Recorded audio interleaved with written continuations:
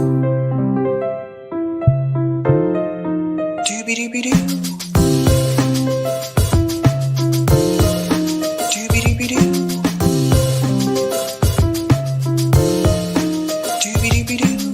your host, Sabrina Salvati.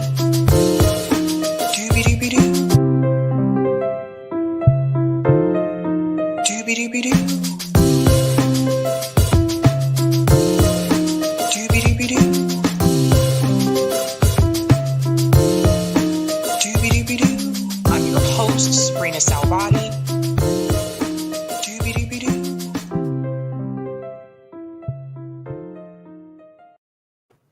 What's going on? What is up, Sabbies in the house? Shout out to everyone watching on Rockfin, everyone watching on YouTube and Twitter as well. Guys, let me know in the chat, how is my sound?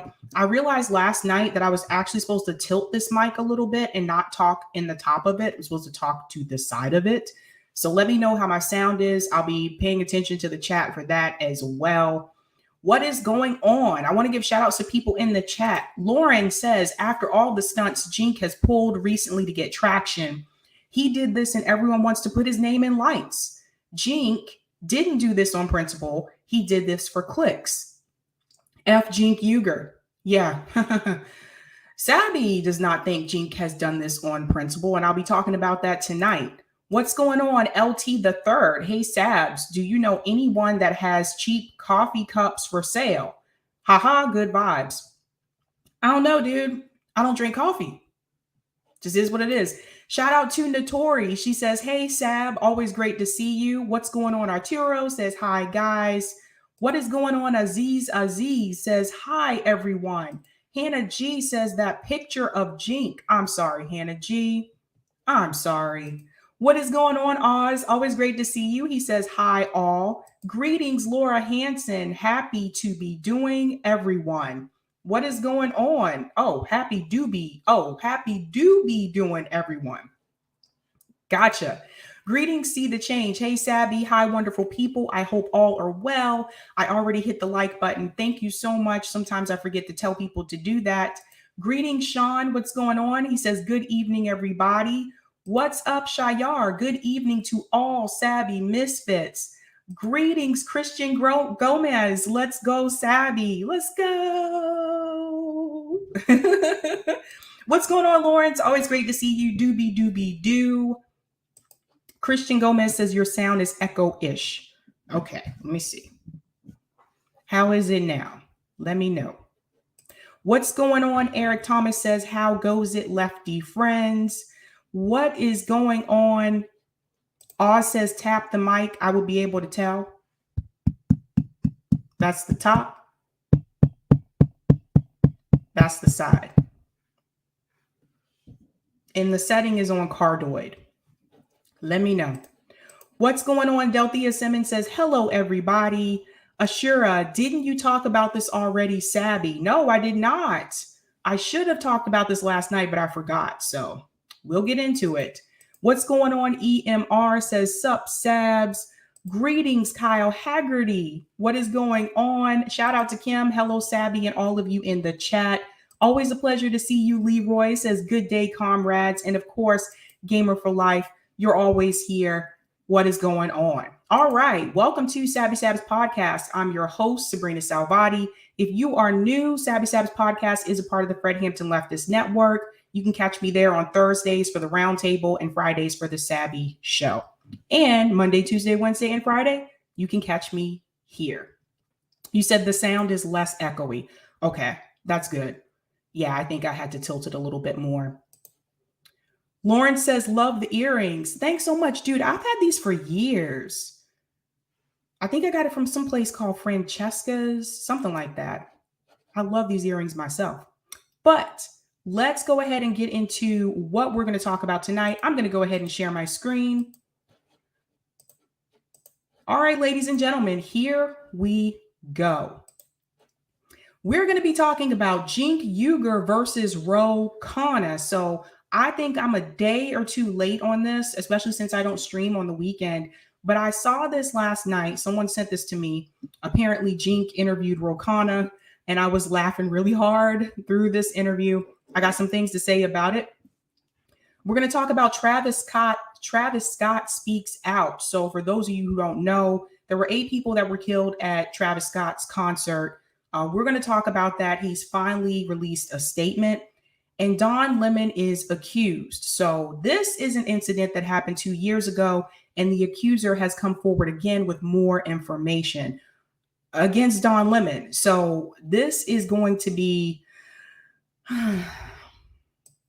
this is going to be very interesting, because apparently this is not the first time that Don Lemon has found himself in this situation. So I don't know what's going on at CNN, but between him and Chris Cuomo, I don't know. There's something going on there. But let's go ahead and get into the first story, which is going to be Jenk versus Khanna. Now, I have 2 scenes from this that I want to play for you. The first is the beginning. The second scene is a little bit further in. And what I want to bring to your attention is that, you know, some people are saying that, like, you know, Jenk really like aced this. He knocked this out of the park. I don't necessarily agree. There's a couple of parts like in this interview where Khanna actually is right, believe it or not. That kind of took me by surprise. And also there's some type of desperation that is coming from Jenk in this video. I think he's sweating a little bit at one point. It is very obvious to me that he just comes across as desperate. So you might laugh a little bit, but I'm going to go ahead and I'm going to start with the beginning of the video. So give me just a second. I'm going to share my screen. Oh man, this video. All right. I'm going to point out some things. There's some things that Jenk says where I kind of understand, but I also feel like Jenk is too late at this point. Like, why are you coming forth to say this stuff now? Where was this all before? So I have to ask myself, what is the point? What is he getting at? So here we go. Let me go ahead and mute my mic. Khanna, he is in the middle of negotiations right now on the infrastructure bill and the reconciliation bill. Representative Khanna, welcome back to TYT. Jenk, it's always a pleasure. Thanks for having me. Thank you for making the time in the middle of this very hectic day. So I want to ask you first about the state of the negotiations. So in the beginning, as everybody knows, progressives had said that they had a red line, that the Senate must vote for the Build Back Better bill, the reconciliation bill first. Then the House would vote on the infrastructure bill, the bipartisan corporate-backed bill. Now that line has moved, and Representative Jayapal and yourself have said, no, the Senate doesn't have to vote for it. The House will vote for both. That kind of defeats the point. But now today, the latest developments are that apparently Nancy Pelosi, Speaker of the House, is asking you guys to not even vote for it in the House, to have a vague promise that you might vote on it later. The bill that progressives actually want, the one that President Biden pretended to want, that you're going to get a vague promise on that. So you just came out of a meeting on this issue. Will progressives fold again and vote the way that Pelosi wants them to, without even getting an assurance it'll pass in the House? Well, Jenk, let me share what our perspective is. I don't think that progressives ever had a red line. What we had were priorities. We wanted to make sure there was robust climate. We wanted to make sure universal preschool. We wanted to make sure expansion of dental, vision, hearing. We wanted to make sure robust housing. We wanted to make sure childcare, free community college, paid family leave. Now, some of those priorities didn't make it in. The expansion of vision and hearing and dental, it's dubious. Free community college didn't make it in. Paid leave right now is on the bubble. But a lot of our priorities have made it in. The universal preschool, the childcare, and actually a very, very robust climate bill. I'm sorry, I have to pause it there and I have to jump in. I just have to say, the things that made it in, I want you guys to pay very close attention here. Childcare, pre-K, that's great for people who have kids. What about people that don't have kids? He mentioned that there is a robust climate, robust climate that is in this bill.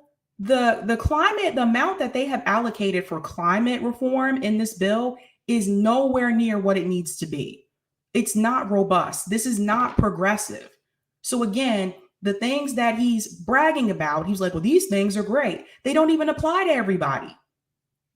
I just want everybody to pay close attention that, again, what about the people who don't have kids? And the climate portion is trash.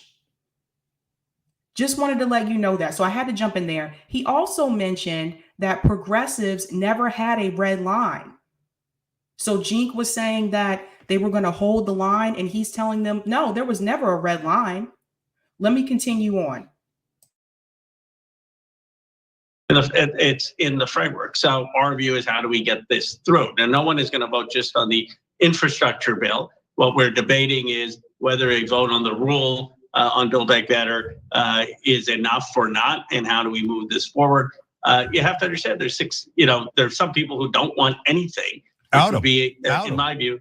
Out them. Why don't they vote? Why don't they vote? So, Representative Khanna, you're saying, I understand the proposal, the compromise on top of a compromise that Pelosi has proposed, which is that you vote on some nonsense rule about how you will vote later. But let's be super, super clear. You would, if this goes through, you would vote for the one that Republicans and corporate Democrats want, that corporations love, and you would not vote for the Build Back Better bill today. That's just a fact. That's what Pelosi wants. So is that going to happen, or is it not going to happen? We're pushing back. We want to have the bill both votes today. That's what we're saying. We're saying that the 6 House Democrats, the conservative Democrats or moderate Democrats, whatever you want to call them, actually would vote yes if we have both bills. And that's actually the negotiation taking place today. I probably disagree with you a little bit on the bipartisan infrastructure bill. I think we need the Build Back Better on the climate part. But there are parts of the bipartisan infrastructure bill that are good, like getting broadband to rural communities and urban communities, lead pipe funding that Rashida Tlaib got in. I'm sorry, I have to jump in again here because he says that, well, there are parts of this bill that are really good, like broadband. Yes, broadband is needed. That is something good to have in the bill. But then he goes on to say, well, the climate part, but we get broadband. What good is having broadband if you're underwater? Sorry. I'm sorry. But the climate part of this bill is incredibly important. The amount is too low. And the fact that Ro Khanna is just pretending like, well, we didn't really get exactly what we wanted on climate or whatever. In other words, well, young people 20, 30 years from now may be underwater, but we got you broadband. Going back in. And so I think overall the bill is a good one, but my bigger concern is it's not sufficient. We have to have the entirety of the agenda for working class, and that's why we've been pushing so hard to have the vote on Build Back Better. Okay, so I'm just going to ask it bluntly: are you guys going to fold or not? Because you said that you needed the Senate vote. You have to acknowledge you did not get that. You have retracted your position. That is clearly losing in negotiations. Clearly. Now they're saying, well, since you guys can be pressured into anything, we'll bully you further into this nonsense rule vote. You explained on CNN why it's nonsense. You explained it. You said, and you did a great job in explaining it. You said, well, why do we need the Congressional Budget Office to rule on this? Several different entities have already ruled on what it would be. So it is clearly them saying to you guys, we don't think you'll ever stand up for anything. So are you progressives going to stand up and say, no, we will not listen to leadership, bully us into submission, or are they going to say, yes, we submit?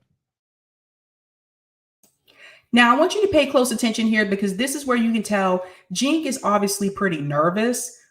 He's trying to push Ro Khanna, but again, I feel like this is too little too late because where was this all year long? The squad had shown us several times where they were folding, where they were not going to fight for us. Ro Khanna has shown us too. I mean, let's be real here. I told you guys, you need to look at Ro Khanna's donors. You need to see where his investment goes. Ro Khanna is not progressive. Pramila Jayapal is not progressive. And let's not even go into the squad. So the fact that Jenk is just now realizing the same thing that I've been saying, that FHL has been saying, that Jackson Hinkle has been saying, that Jimmy Dore has been saying, that Rob has been saying, that Blue Moon has been saying, the list goes on and on and on and on and on. How is he just now realizing this? I don't buy it. I don't feel that this is sincere. I feel like this is Jenk trying to cover his ass. I feel like this is Jenk trying to save his career. So no, I do not buy this. I'm going to go to another clip. Let me mute it for a second so I can get to that clip. At 5 minutes and 45 seconds, this is the part where I believe there is something that Khanna says here that Khanna is actually right about, and Jenk doesn't want to admit it. Let me play this.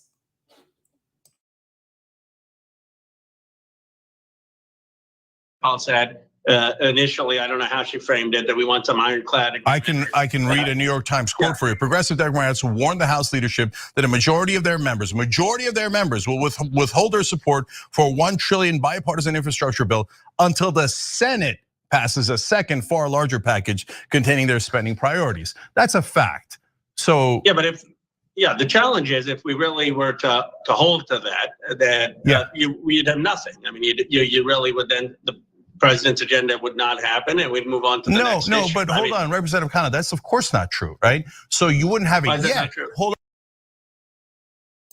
So if you pay close attention, Jenk is sweating a little bit here. He's starting to get like a little nervous. Again, I still don't buy it. I feel like this is fake. It's a little too late. Should have happened a long time ago. Roger Meadows, thanks for the super chat. Force the vote was the first week of December 2020. Jenk is 11 months late to the party. Exactly.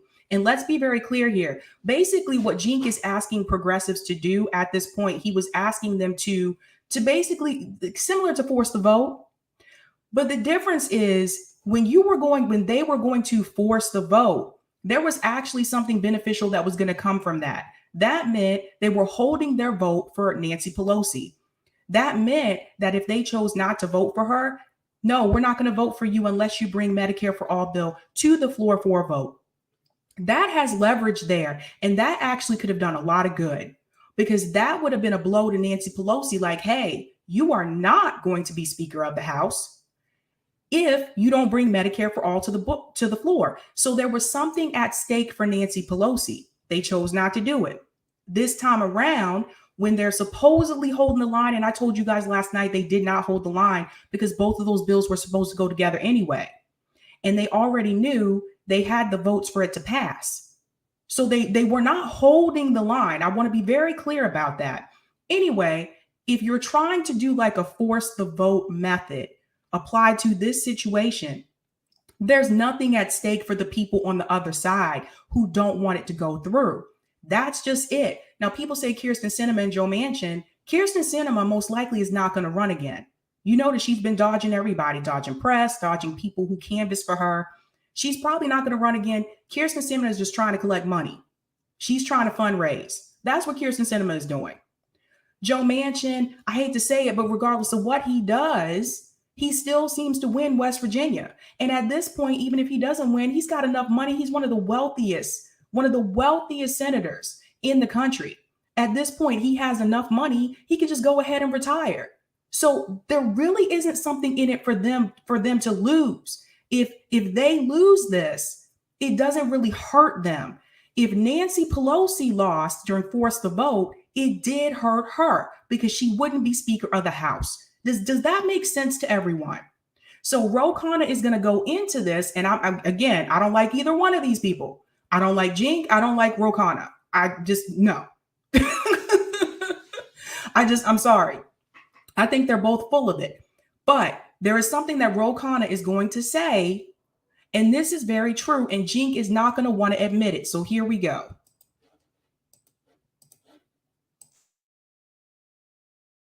Hold on, you wouldn't have it yet.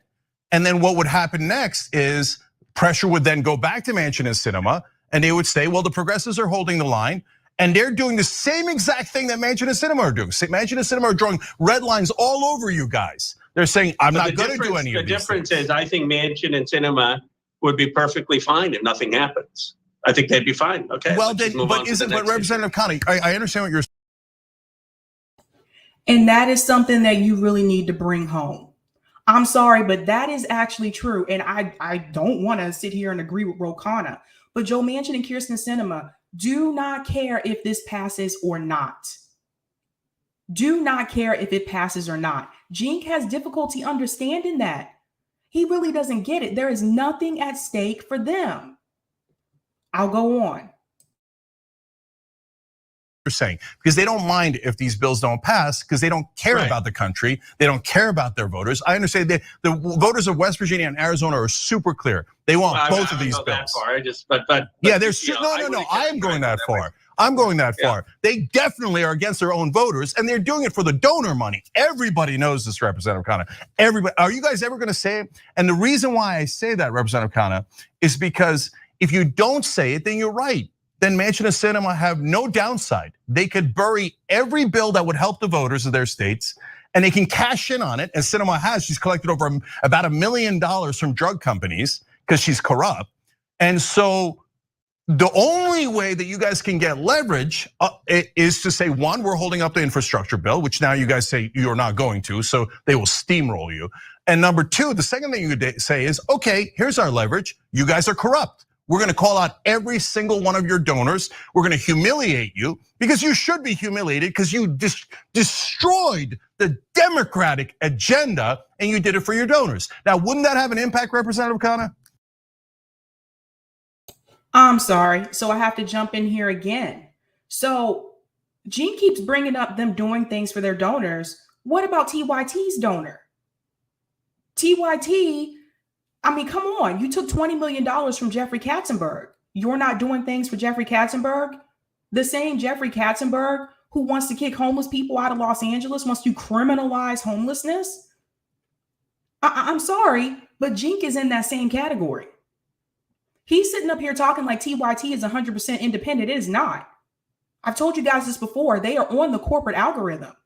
They are bought and paid for too. So how is he going to tell Ro Khanna, preach to Ro Khanna about candidates doing things for their donors when TYT's doing things for Jeffrey Katzenberg? That's why their whole message has changed. Shout out to Roger Meadows for the super chat. Don't worry, Sab, give Jenk another 11 months and he'll get it. Oh boy. He's so nervous here. And I want you to watch his demeanor versus Ro Khanna's demeanor. If you notice, you pay attention, Ro Khanna is as cool and as calm as a cucumber. You don't see him stressing. You don't see him sweating. Jenk is the one freaking out and the one that is panicked because, yes, you spent all this time this year telling your audience that the squad was not corrupt, that the squad was doing the right thing, that we needed to believe in the squad. And now we see, well, I saw this a couple months ago, but we see more and more people are starting to see now and starting to realize, wait a minute, Democrats are not going to do anything, even if they're progressive Democrats that are in office. So essentially here, what Jenk is admitting, and he may not even realize he's admitting this, he is admitting to his audience that the Democratic Party is never going to help you. It doesn't matter if they're establishment or if they're progressive. He is admitting that, and he may not even realize he's doing it. Because he just told you, Joe Manchin, Kyrsten Sinema, again, those are scapegoats. He's complaining about Ro Khanna and Pramila Jayapal again. They'll be scapegoats too. He refuses to come in again and really hone in on the fact that the squad has let a lot of these things go by and did not stand up for when they had leverage and they could take care of these things and they chose not to. That the squad is voting the way that Nancy Pelosi wants them to vote. So that being said, this is Jenk right here, letting you know right now, the Democratic Party is not going to do anything for you. He just talked about the donors. Shout out to Christina for the super chat. Jenk is calling out someone for taking donor money. Good work, Sabby. I mean, it's just so hypocritical to me. How can you talk about somebody else taking donor money? You took $20 million. Get out of here, man. Come on. Isn't that the pot calling the kettle black? Let me go on.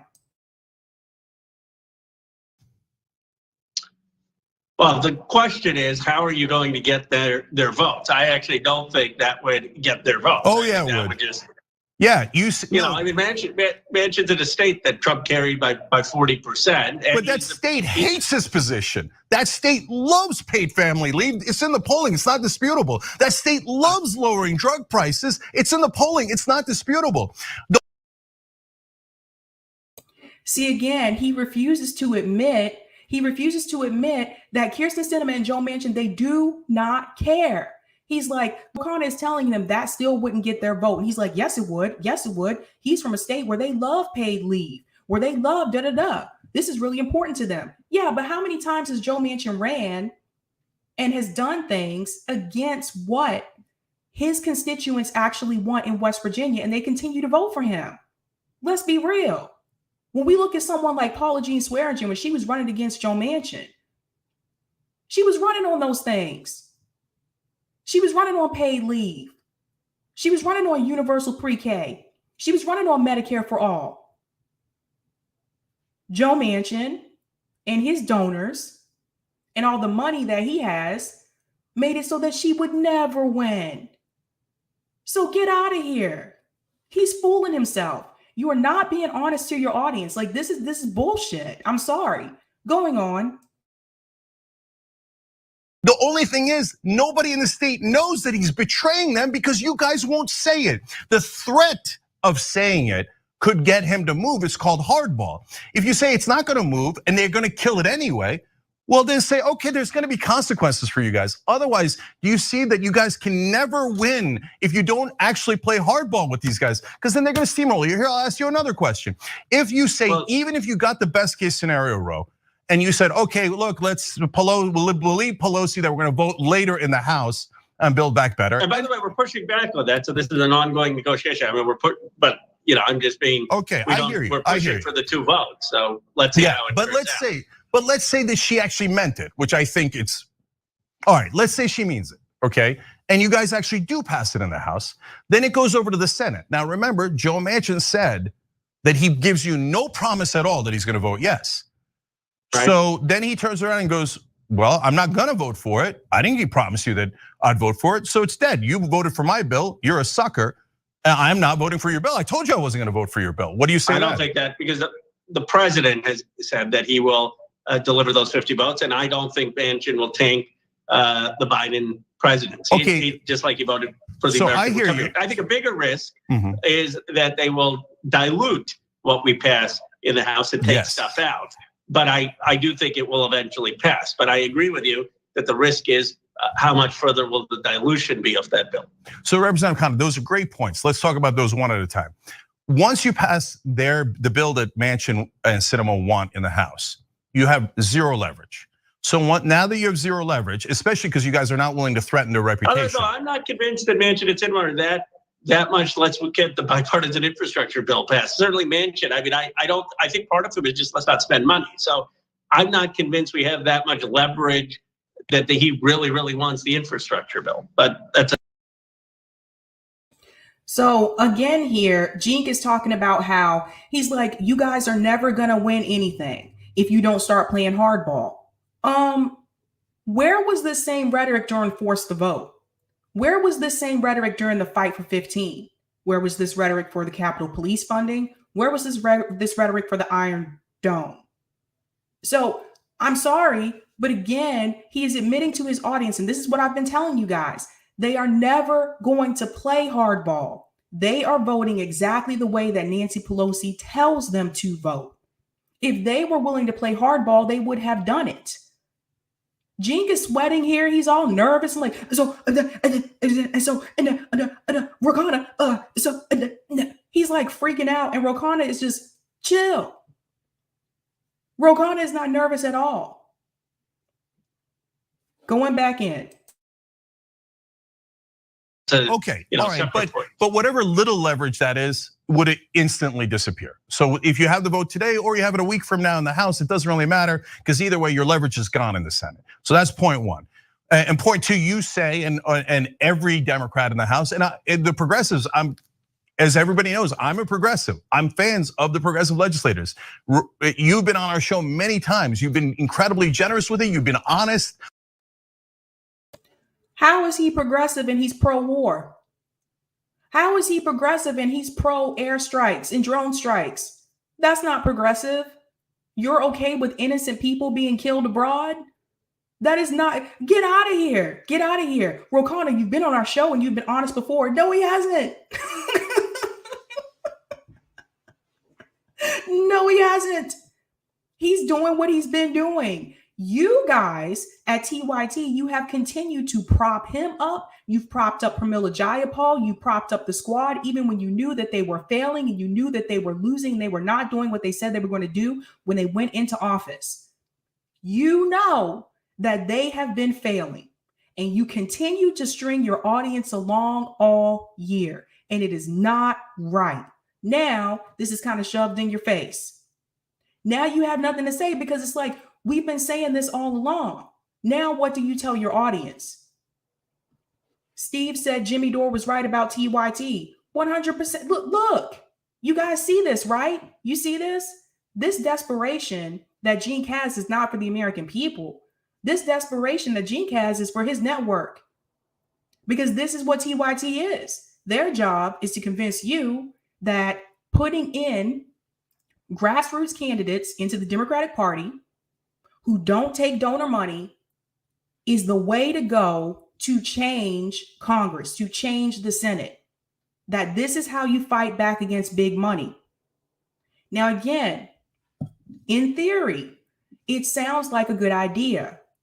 But when you understand how Washington works and you understand that the whole damn system is corrupt and that corporations control the United States government, this is why I tell you, when you go into the two-party system, it doesn't matter if you're going in as grassroots or you're going in as corporate. Look, I used to buy into this too. Let me come out for just a second. I used to buy into this too. Listen, I was excited for Justice Democrats. I was excited when AOC won. I was excited when we got all these progressives like in the House. I thought that this would work. But guys, it's been a couple of years and they've continually shown us that no, they are not going to do these things because the people above them have to answer to people above them. And the people with the money are the ones who are controlling things here. If you didn't get a chance, please go back and watch my interview with Cynthia McKinney because she really breaks this down. But you have to understand that. Now, if you're TYT, you're probably freaking out because the thing is, you've been lying to people all this time. You've been lying to people all this time. People have been contributing. They've been donating to your network because they believed in what you were saying. Because they believed, yes, this is the way to do it. Even when you knew the squad was wrong. You've been lying to these people. And now, even your own members, even TYT members see that TYT is wrong here. They're not right about the squad. So now they have no choice. He has no choice but to come and admit this. And he's trying to put all the blames on Khanna. First it was Joe Manchin, Kirsten Sinema. Now all the blame is on Khanna. It's on everybody except for the fact that TYT was spreading this message all this time. They have a fault in this too. I told you before, those people are just scapegoats. Shout out to Delthea Simmons. Grown folks do what they want to do. That's how you know they're grown folks. If the squad was going to stand for the people, they would be doing that. Thanks so much, Delthea, for the super chat. That's a good point. Shout out to Steve for the super chat as well. We love you, Sabby Sabs. Oh, thank you, Steve. I love you guys too. Oh, that's so sweet. Shout out to Intermediary Fossil, the truth. Thank you so much for the super chat. That is awesome. I'm just telling you guys, like, I called this shit months ago. And I'm telling you, listen, like, I wanted to believe that this would work too. I had hope. I had faith. I was not one of those people who was like this, I don't know, cynical critic in the beginning. I had hope. But when people show you who they are time and time again, you know, fool me once, shame on you. Fool me twice, shame on me. The squad has been fooling people. It's been 5 times now. So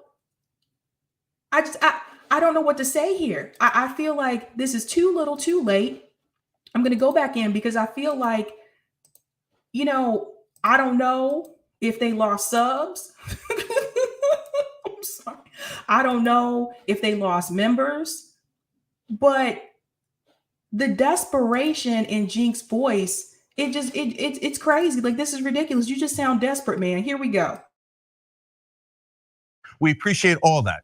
But since you guys are not willing to threaten outing their donors, there goes the second piece of leverage. So you have absolutely no leverage and you have no promise from Manchin.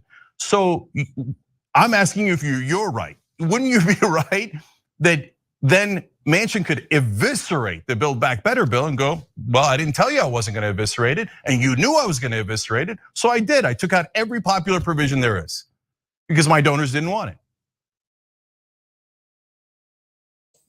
So Jenk keeps saying that, are you gonna out their donors? Guys, you can look up their donors on Open Secrets.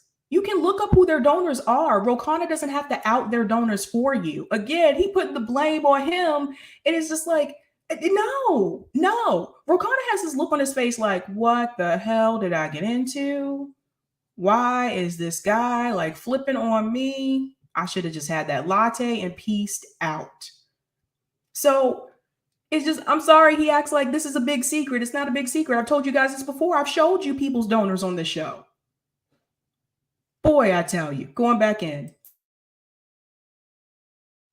I don't believe he will do that because he would then have had made a commitment to the president that was false. Now you're saying theoretically, is it possible that he could eviscerate it? Yes, I don't. I believe it would stay around the 1.75 number. Where I'm most concerned is there going to be a dilution on the methane fee? Is there going to be a dilution on some of the climate provisions?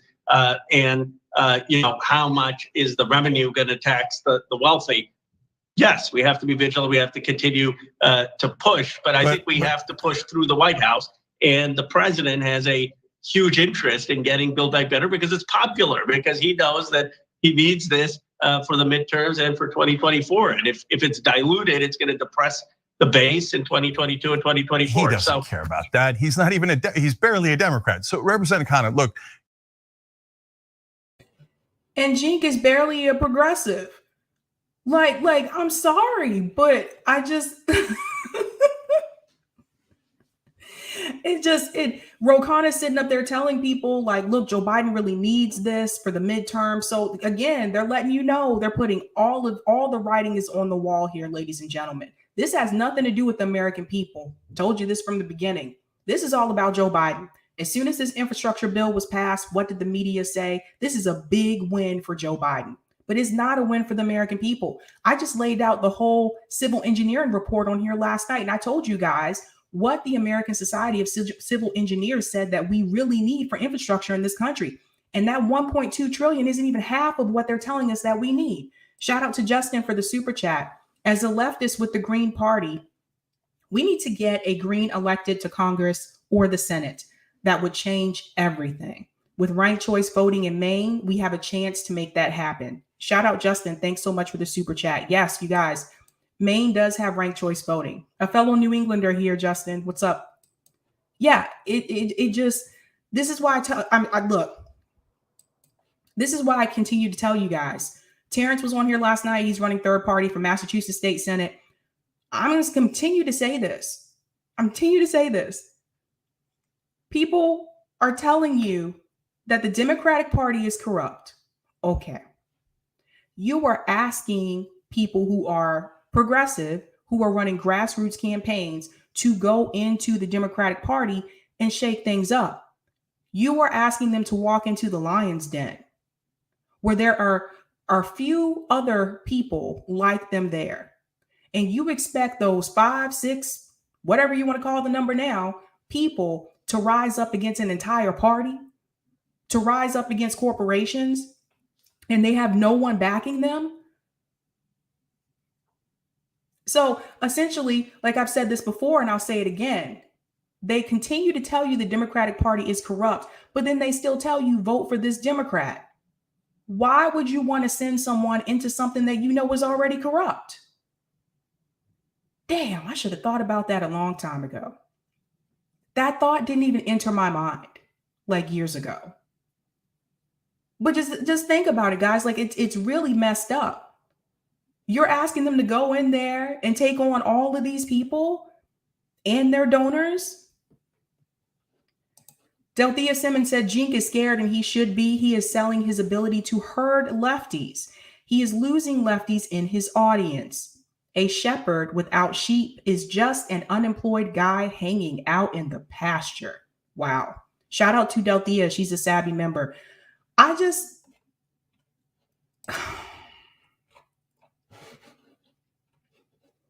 Yeah, intermediary, live and learn. It's life. Yeah. You know, I'm kind of mad at myself because I didn't think about that before. Why would we put them in that situation to begin with? Damn. I'm going back in for a little bit and I'm going to the next story.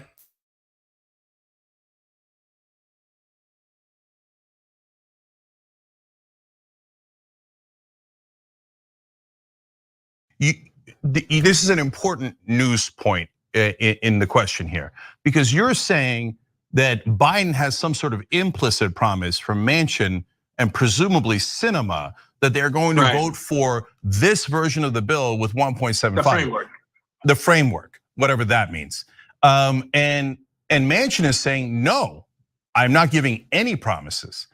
So what's actually happening here? Does Biden have Manchin and Sinema's promise, or doesn't he?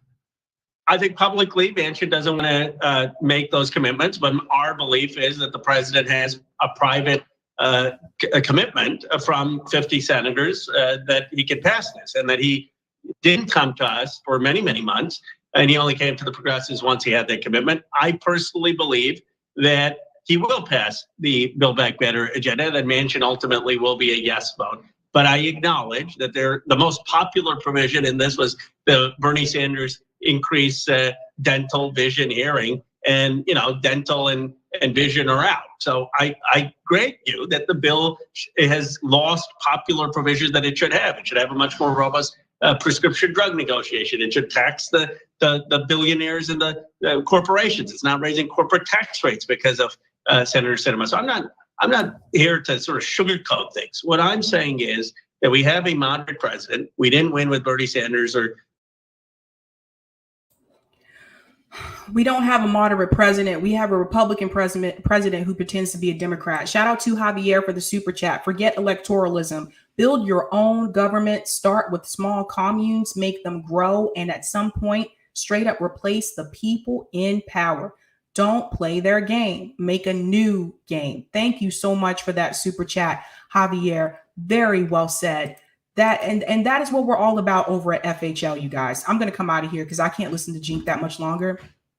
That is what we're all about over at FHL, you guys. We are not trying to play this two-party game. Fool me once, fool me twice. We've seen this too many times, guys. The number of times I've seen this in my lifetime.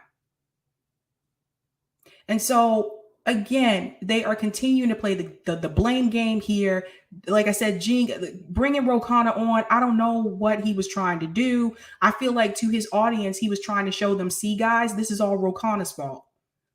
Nah, man, because you have spewed lies to people for the past couple of months, maybe longer than that. Hell, I don't know. But you've just been spewing lies to people. You sat up there during Force the Vote and you told your audience, which they have millions of subscribers, you guys. You told your audience that if the squad forced the vote, that McCarthy would become the speaker if Nancy Pelosi didn't. That was not true. Now, he came back and admitted that that wasn't true, but it was too late at that point. It was too late. Do you understand the power that movement could have had if every independent left commentator got behind Force the Vote? Do you understand? TYT has millions of subscribers. That would have reached so many freaking people. You lied to your audience. I find it hard to believe that you didn't look into that before you made that speech or whatever. I find that hard to believe. And Nancy Pelosi and Jeff Katzenberg are friends. And Jeff Katzenberg gave TYT that money. So when we talk about donors and we say follow the money with TYT too. So this has just been an utter disaster. This whole thing, all of it, the infrastructure bill, the Build Back Better Act, it has just been a disaster. I told you last night, Biden's numbers is down to 38% now. This is not working. And if we continue to try to do things through the Democratic Party, we will continue to be disappointed. And I'd hate for you guys to go through that. I'd hate for you to get your hopes up again and just to be let the fuck down. Shout out to Colin for the super chat. Even Kyle was for force the vote. Yeah, I mean it. Thanks so much, Colin. I just don't understand how everybody couldn't have gotten behind that. They just, you didn't want to do it because it was on Jimmy Dore's channel or whatever. You can't put your beef aside for a good cause. That just didn't make any freaking sense to me. You had hundreds of thousands of people in this country that died during the pandemic. People uninsured, underinsured. Your response is, let's push forth another progressive Democrat into the party so they can change things 5, 10, 15, 20, 25, 30 years from now. Meanwhile, you could be dead. So it's gotten to a point where we just can't go through electoral politics with some of these things. We have to hit the streets. We have to rise up. Now, this Friday, Saturday, and Sunday, we are going to be doing a general strike summit on FHL. I told you guys about this. We're going to be telling you about these things. You're going to hear about worker co-ops. You're going to hear about unions. You're going to hear from activists who are actually doing things and helping build their community.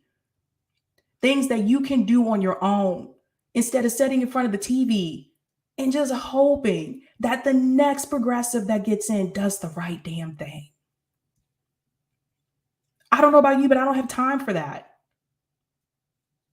I don't have time to hear more celebrities come on TV and tell us, vote like your life depends on it. That's an interesting phrase there. Because all these years of voting for Democrats hasn't really helped our lives. I'm going to go to some of the comments in the chat. Shout out to Roger Meadows for the super chat. Change will come through the state ballot measures, as I put in 3 emails I sent October 27th. Yes, this is true, Roger. That is very true. I mean, you can't, I keep trying to tell you guys, like some of these things, like we're waiting on like these things to happen on a national level. Sometimes we can do some of these things through the states. And I just told you, I think it was, this was last night. I just said this. That I believe New York State is probably going to be the first to get Medicare for all or universal health care. They're on the road. So when a couple of states get these things accomplished, then it puts pressure on other states, right? Like that's what's happening with marijuana in this country. Even Virginia has it now. So I just think that it's embarrassing. It's embarrassing. And I feel like TYT has relied so long on this progressive electoral strategy, and it has failed. And it's okay to say, look, it failed. It didn't work. But he still doesn't get it because he's still saying things like this. Check this out.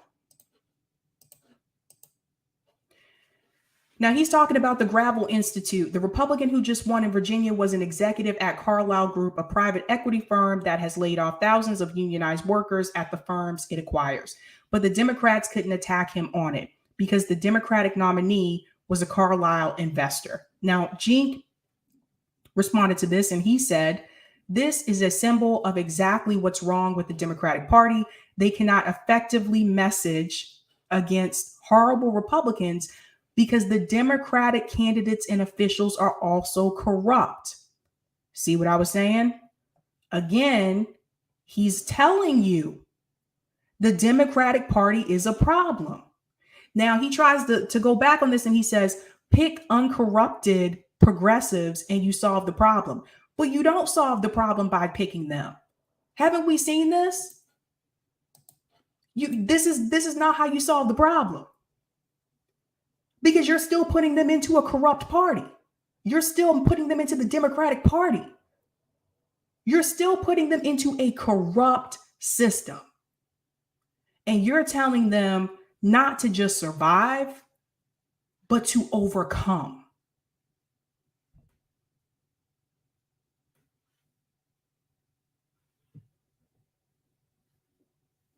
Some of the people that have gone in as progressives, the squad, had no political experience. And you expect them to go in and take over? Do you guys know how powerful some of these people are? Do you guys know that Nancy Pelosi her family's like a freaking political dynasty? Are you kidding me? I've told you guys this before about the Kennedys. The Kennedys were a freaking political dynasty. They were so freaking powerful that Ted Kennedy could get away with murder, even though he admitted to doing it, and run for president years later. You're asking them to go up against that.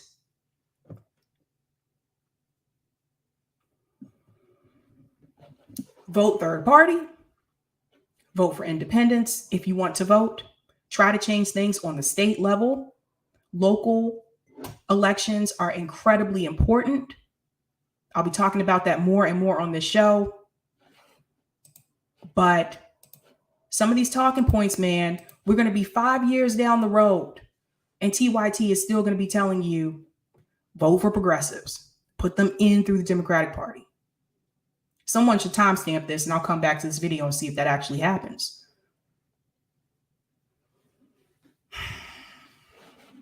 Going on to the next story. So this story here, oh man, this one is rough. I am not into a lot of new music. I was mentioning this the other night, right? I'm only familiar with Travis Scott because of my little sister. And so many of you may have heard about what happened at the concert that he just had. There were 8 people that were killed during this concert. I'm going to show you a video, 2 videos. One of what the fire chief says happened at the concert, and the other one is going to be from Travis Scott, who has issued a statement. Thanks so much, Justin, for the super chat. Center and Kyle pushed the wrong strategy and too many bought out because of love for Bernie.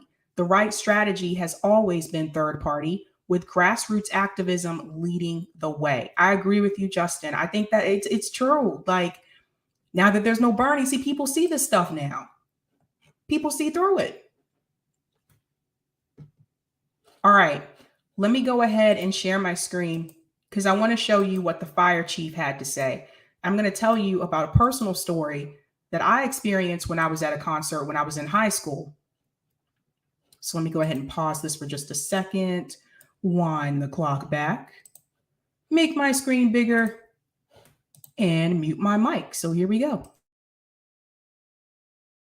We do know that we had about 50,000 people that attended this venue. It was an outdoor concert event. And the crowd, for whatever reason, began to push and surge towards the front of the stage, or towards the stage, which caused the people in the front to be compressed, and they were unable to escape that situation. That incident caused a lot of additional panic in the crowd, and as people began to fall out and be compressed, and it quickly overwhelmed the security that was hired for that venue. So, and the people that were falling out, again, the numbers just increased. There were scores of individuals that were injured, and it quickly overwhelmed the medical component that was hired by the promoters to be present for that venue. The Houston Fire Department and Houston Police Department responded as soon as the number of injured became overwhelming for those companies, and we ended up transporting about 23 people in serious condition. 11 of those were critical. We were doing CPR en route to the hospital, Sadly, 8 of those individuals to this point have succumbed to their injuries and have died. That number may change because, as I mentioned, the others were in critical condition.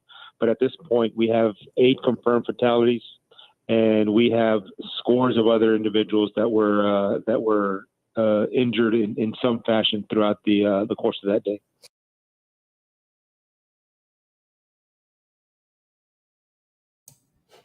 Thanks so much, See the Change, for the super chat. My first shot, yay, the definition of insanity, doing the same thing repeatedly and expecting a different result.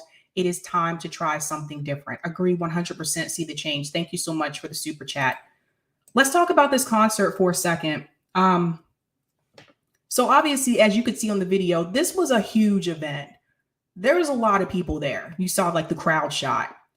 The fire chief just explained to you that the security was overwhelmed. I guess it sounded like some people that were not ticket holders pushed their way through, which is I can only imagine is obviously not safe in a crowd that size. Let's just be clear here. They did not have enough medical professional there to take care of the people that were there. By the way, one of the injured victims is in a coma, is a 9-year-old little boy. And I know some of you may be thinking, like, why was a 9-year-old kid at a Travis Scott concert? I don't know. I don't know. But one thing I will say is this. So I saw people were attacking Travis Scott. He has issued a statement. I want to play that statement.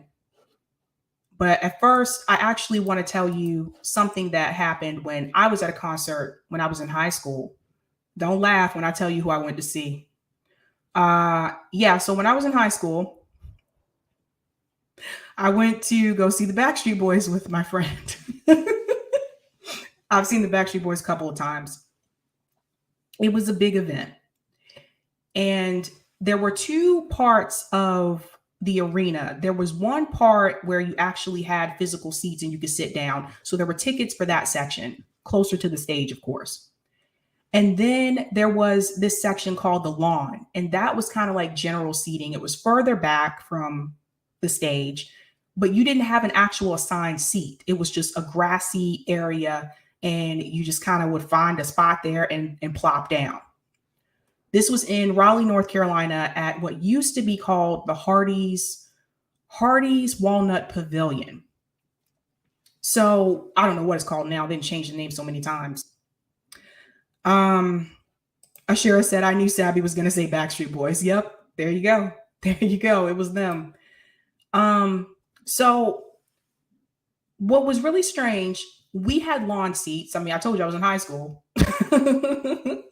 So I had a part-time job, saved up my money to get lawn tickets to go see the Backstreet Boys with my best friend. What was kind of strange, those of us that had the lawn seats, there was this gate. And the gate was closed and all of us were kind of lined up at the gate. Once they open the gate, you can come through and go find a seat on the lawn, right? What I was not prepared for was once the attendees opened the gate, everyone just took off. So people were pushing, shoving, running. Keep in mind now, we're going to sit on the lawn. We are not going to go meet the Backstreet Boys in person. I just want to make that clear. I was not in a rush. I was not going to run. It was summertime. It was hot. So they opened the gate and everyone was just pushing and shoving. And it was madness. And it had to be hundreds of people, right? And a little girl in front of me fell. And I'll never forget this. And she was calling out her dad. She was like, Dad, help. Her dad was one of the people that was running. And what killed me, and I remember I just stopped, I just froze there because I felt like this wave of fear come over me because I was so afraid that somebody was going to trample this little girl. People just ran right by her. Her dad turned around and looked at her and said, get up, we got to go, we got to hurry up. Instead of going to his daughter and picking her up off the ground. And I know that just kind of made me feel like, really? It's that important? And so the little girl got up and he's like, come on, we gotta go. We gotta get a good spot. But the fact that I was afraid for that little girl, and that wasn't even my child, and her dad was just like, whatever, get yourself up and go. That just kind of said something to me about celebrity culture that we have. Because at the end of the day, musicians, actors, artists, whatever, celebrities, they're still human beings. They're people. And you should never put yourself in jeopardy. You should never put someone else in jeopardy to the point where it could physically harm them just so you can see this celebrity who at the end of the day is not even going to remember your name. So it just killed me that nobody cared that this little girl was on the ground. Now, some of you are probably like, why did I tell you that story? Because when I heard about this story with Travis Scott, instantly, like, I remembered that moment. I thought about, oh my God, that reminds me when they talk about the fire chief explains that people push their way through. It was just like this fear that came over me. Because if you've ever been in a large crowd like that and people start pushing and shoving and you see people fall down, people can easily get trampled, you guys. So it seemed like to me, they should have had more security. Obviously, the people who were trying to break through should have never done that in the first place. But it seems like to me that there should have been more security for an event that large. That was a large event. Now, a lot of people came after Travis Scott. He has issued a statement and an apology. And I want to go ahead and I want to play that.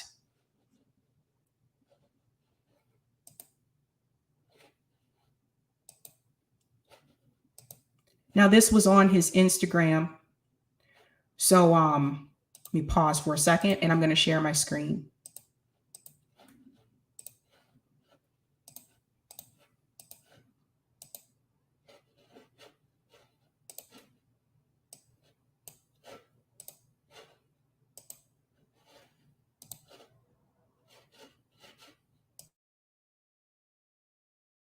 On this deadly Astroworld music festival in Houston. One concert goer said it felt like a death trap when rapper Travis Scott took the stage and suddenly the crowd started surging toward that stage.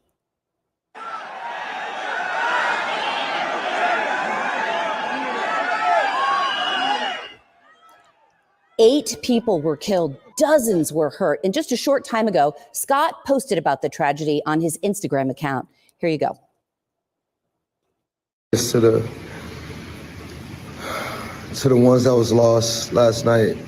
We're actually working right now to identify the families so we can help assist them through this tough time. You know, my fans really mean the world to me, and I always just really want to leave them with a positive experience. And anytime I can make out, anything that's going on, I stop the show and help them get the help they need,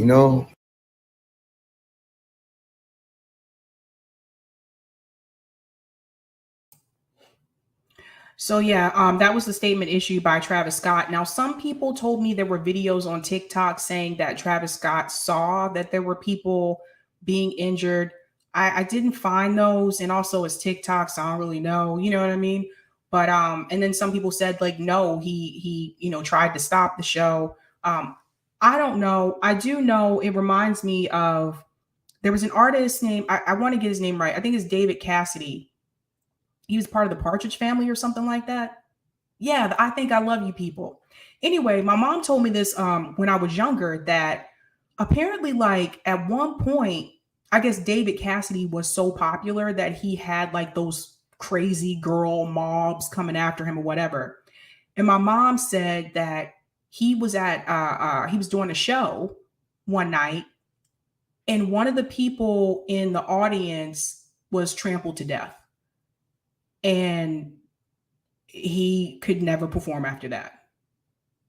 That's what my mom told me. She said after that, he just kind of went away. Like that has to be a devastating thing. Very scary situation. I would not want to be in that situation. I don't think anyone would. But one of the things that I will say is, again, to all the people watching out there, celebrities are people too. And I know it's exciting when you go to a concert and you get to see an artist that you've been wanting to see for a long time, but don't let it get to the point where it puts you at risk or the people around you at risk. Because at the end of the day, they're still going to get paid and go home. Now, I do want to add that Travis Scott has said that he's going to refund all the tickets as well. And, you know, I think that's the right thing to do. I don't know how he is going to handle this going forward. I don't know. I think this is something that it stays with you for a while, I would say. It's not, I don't think this is something that's easy to get over. So please be careful out there, guys, when you're going to these shows. Please don't start pushing each other, knocking each other down, because you see what can happen. So it's an unfortunate situation that happened.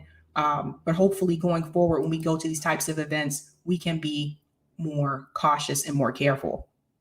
Now I want to go into my next story, which is Don Lemon, because Don Lemon, about 2 years ago,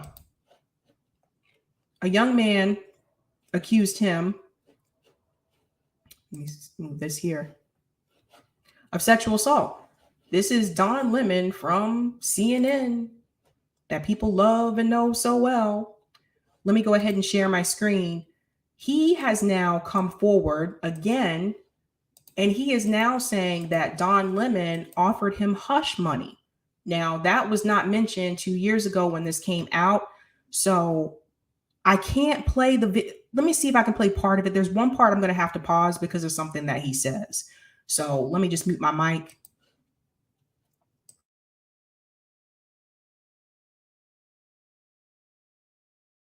After he says, do you like? I got to skip this first part. This is when Don Lemon basically, I'm just going to tell you guys what he says. Don Lemon basically went up to him and says, do you like P or do you like D? And apparently, obviously, he did not want to answer that question, obviously.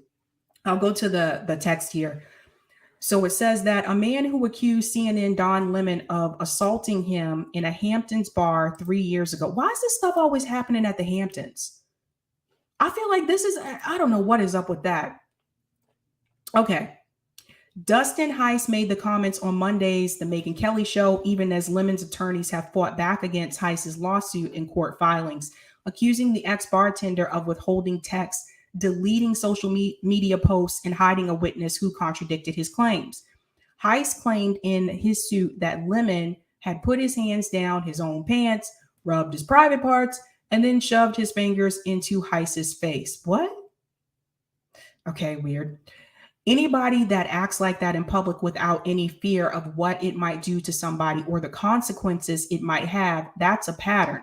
Heiss told host Megyn Kelly after she asked if it seemed that was something had been done before. I wouldn't be surprised, he added. He's protected by the fact that he's, get this, African-American, a gay man on television, and I'm just nobody.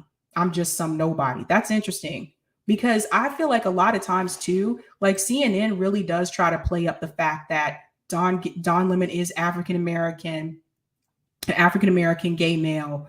And I feel like sometimes they use it. It's like, I feel like they use him for that sometimes, if you know what I mean. Now, going down, Lemon is gay, married, while Heiss said in the interview, he is heterosexual. There's Don Lemon. He went on to say, neither CNN nor Lemon's attorney returned a request for comment from the post on Monday, but a network spokesperson has previously painted Heiss as a CNN hater looking for a payday. The plaintiff in the lawsuit has previously displayed a pattern of contempt for CNN on his social media accounts. This claim follows his unsuccessful threats and demands for an exorbitant amount of money from Don Lemon. And there was a part here. Lemon's legal team also said Heiss indicated in text to the key witnesses in the case that there could be a financial reward for testimony corroborating his story. So this is really interesting. He said he had a friend who was a witness. The witness basically did not back up what Heist said. There was one part on here that said Don Lemon actually offered him money to settle it. I don't know what happened to that. I lost my stuff. But if that is the case, that is very concerning, because I've said this time and time again. Anytime someone starts offering you money to keep you quiet, to me, that's like saying you're guilty. But like I said, I don't know what's going on with CNN. This is not the first time Don Lemon's been accused of doing something like this. I don't know. But it does not look good for Don Lemon. I am just going to say that. I want to be very clear about that. One thing I got to add before I go, ladies and gentlemen, this was not a part of my thumbnail because this is very quick. This is literally like 3 minutes. Something is happening with GE, and I wanted to tell you guys about this because this has something to do with climate. So get this. So this came through. General Electric, GE. Man, that was loud. All right, here we go. GE is splitting into 3 companies. I'm going to play this video really quick. Give me a second.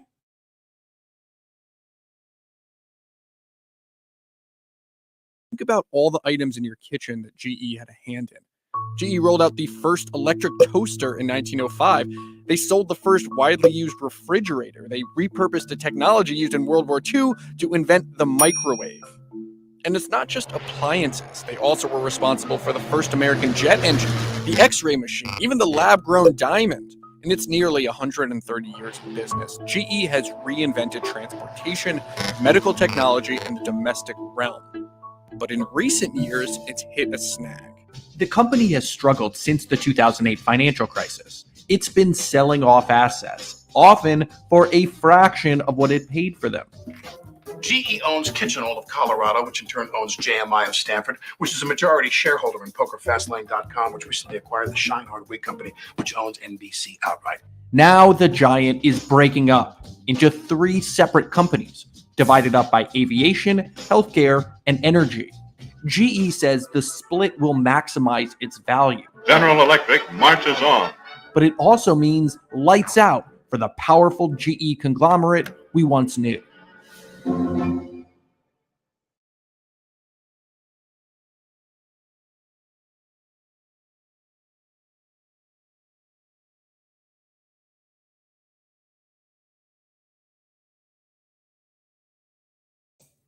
Okay, there's something in this article that I want to show you that involves climate with GE. And this was really interesting. I hope this video doesn't just play on its own again. Don't you do it. Don't you do it. All right, it didn't do it. Moving down. All right, here we go. So this was the part that really got me. Let me share my screen. And no, I am not going to. It did it to me anyway, you guys. That's messed up. That is messed up. All right, here we go. Okay. All right. There's a portion here. I'm going to find it. Give me a second. Where they talk about, here it is.